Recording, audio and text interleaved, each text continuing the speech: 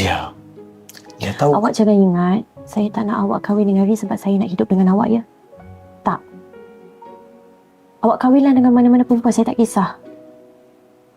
Tapi carilah perempuan yang betul-betul ikhlas sayangkan anak-anak saya. Alah, kalau abang kahwin dengan mana perempuan pun tetap sama. Lia tetap tak percaya dengan abang, Kenapa pula? Sebab dalam hati Lia tu masih ada abang, kan? What a joke.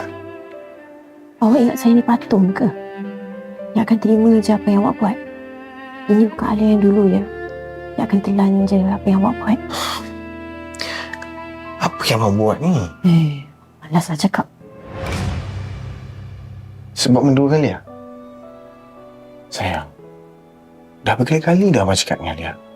Hati abang pada Lia tak pernah berubah. Lia yang tak nak percaya.